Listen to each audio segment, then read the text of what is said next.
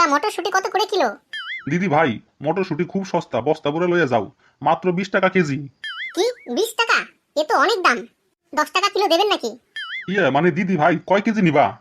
হ্যাঁ গো, শুনেছো? যদি 10 টাকা কেজি হয় তাহলে 2 কেজি মটরশুঁটি নিয়ে নেবো।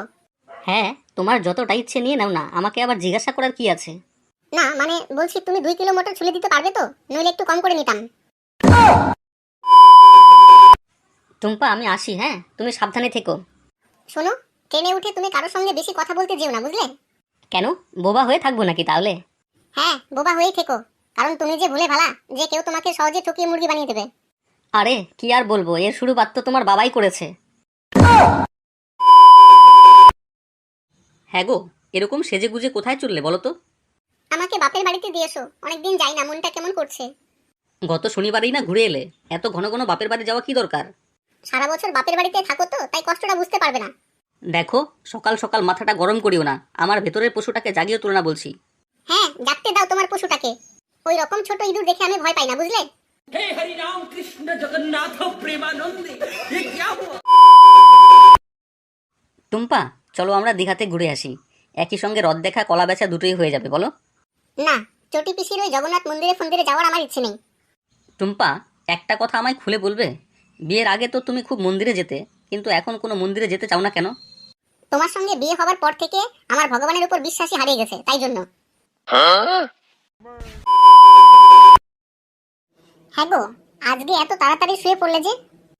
হ্যাঁ, তুমিও শুয়ে পড়ো। শোনো, কাল আমায় কাটিহার যেতে হবে, আমাকে একটু জাগিয়ে দিও তো। আর যদি না জাগি তো হাত দিয়ে নেড়ে নেড়ে উঠিয়ে দিও। হ্যাঁ, আমার আর কাজ কি, শুধু নেড়ে নেড়ে উঠিয়ে দিতে হয়।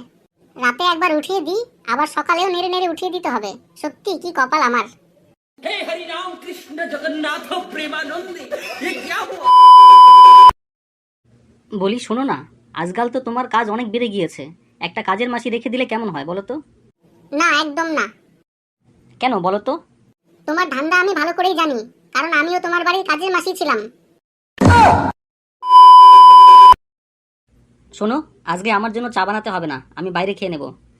কেন, তুমি কি ভেবেছো আমি রোজ চা বানাতে বানাতে ক্লান্ত হয়ে পড়েছি নাকি?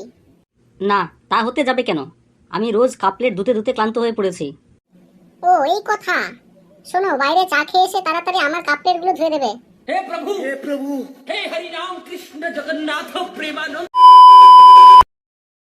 ফাটা, কাজের মাসি এলে আমাকে ডেকে দিও তো, আমি উপরে ঘরে গেলাম। আচ্ছা দেবনে, বলি শোনো না, আমাদের কাজের মাসি উঠতে পারে না কেন? আরে ফাটা, তুমি বোঝো না, কাজের মাসি উঠতে পারবে কেন?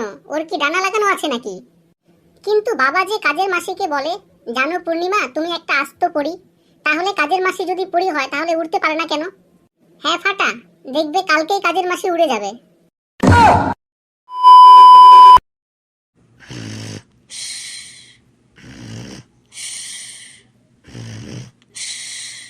হ্যাঁ গো, মোষের মতো পড়ে পড়ে ঘুমাচ্ছ। খাবার জন্য কখন থেকে ডেকে যাচ্ছি, কানে যাচ্ছে না? এই রে, আবার ঘুমের 12টা বাজালো। আমার জীবনে রেস্ট বলে কিছু নেই নাকি? যখন খিদে পায় তখন তো খাবার দিতে পারো না, এখন 4 ঘন্টা পরে এসছো ঘুম নষ্ট করতে। দেখো, একদম বাজে কথা বলিও না। কি রান্না করব সেটাই তো নেই। বাজার করেছো কোনোদিন? বাজার করা থেকে শুরু করে রান্না বান্না, ঘর গোছানো, সমস্ত কাজ এক হাতে করি। তাতেও ইনার আপত্তি, ভাত দিবার ভাতার নাই, ক্লিন মারবার গোসাই। আরে সোনা, তুমি এত রেগে যাচ্ছ কেন বলো তো? রাগার মতো কাজ করলে তো রাখবই। শুনলাম তোমরা নাকি অফিস থেকে গোয়া যাচ্ছ, তাহলে আমাকে নিচ্ছ না কেন? আরে পাগলি, এইটুকু বোঝো না? হোটেলে খেতে গেলে কেউ কি বাড়ি থেকে টিফিন নিয়ে যায় নাকি? हे हरि राम कृष्ण जगन्नाथ प्रेमानंद ये क्या हुआ? হ্যাঁ গো, বলি শোনো না, আমি বাপের বাড়িতে চলে এসেছি বলে তোমার কি আমার কথা খুব মনে পড়ছে? আরে পাগলি, কোনো কিছু মনে করা এত সহজ নাকি? এত সহজ যদি হতো তাহলে তো আমি মাধ্যমিকে টপার হয়ে যেতাম। হয়েছি কি? हे प्रभु हे हरि राम कृष्ण जगन्नाथ प्रेमानंद ये क्या हुआ?